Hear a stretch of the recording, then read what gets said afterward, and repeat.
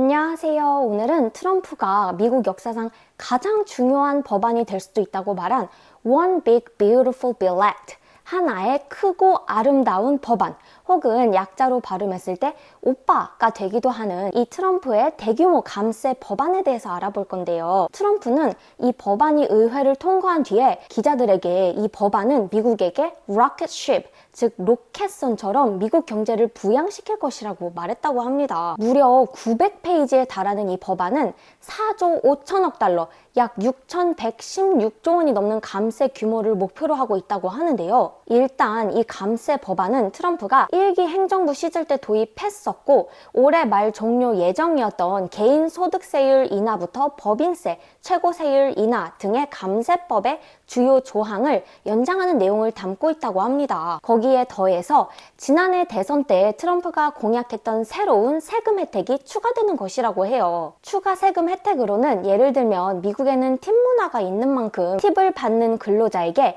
팁에 대한 세금 면제부터 초과 근무 수당에 대해서 2028년까지 4년간 연방소득세를 면제해주는 내용 등이 포함되어 있다고 해요. 뿐만 아니라 미국산 자동차 구입에 대한 혜택부터 새로 태어나는 모든 아기들에게 $1,000, 약 130만 원을 입금해주는 신생아 트럼프 계좌 신설 등에 대한 정책들이 담겨 있다고 해요. 하지만 동시에 트럼프는 감세 비용을 메꾸기 위해서 국가 부채 한도를 상향하는 것부터 저소득층과 장애인을 위한 의료보험인 메디케이드, 그리고 저소득층 식료품 지원부터 주택 지원 등의 예산은 약 1,271조 원을 줄이겠다고 한 점이 비판을 받고 있다고 하는데요. 특히 이번 법안에 대해서 미국 의회 예산처 그리고 예일대학교의 예산연구소에 따르면 변경될 사항들이 고소득자에게는 유리하며 저소득층에게는 더 불리해질 것으로 예상했다고 합니다. 예일대 예산연구소는 특히 하위소득 20%는 소득이 평균 2.5% 감소하는 반면에 상위소득자들은 평균 2.4%의 소득이 증가될 것으로 예측되었다고 하는데요. 한편 일론 머스크는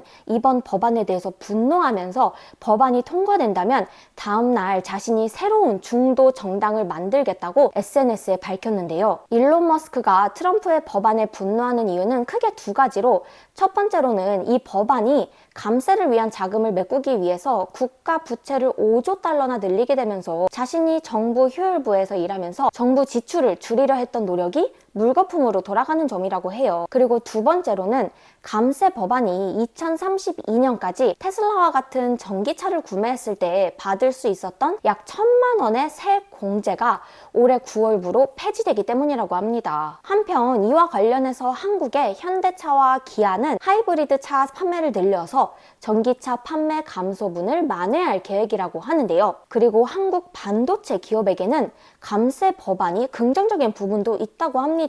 삼성전자와 SK 하이닉스와 같은 반도체 회사는 미국 내 생산시설에 투자하는 기업이 받는 세 공제율이 25%에서 35%로 오르기 때문에 이런 점에서 혜택을 받을 전망이라고 합니다. 그럼 이렇게 오늘은 약자를 그대로 읽었을 때 한국어 단어인 오빠가 되는 트럼프 감세 법안에 대해서 알아보았는데요. 영상이 도움이 되셨다면 좋아요, 구독 부탁드리고 오늘도 영상 봐주셔서 감사드립니다. 그럼 바이바이.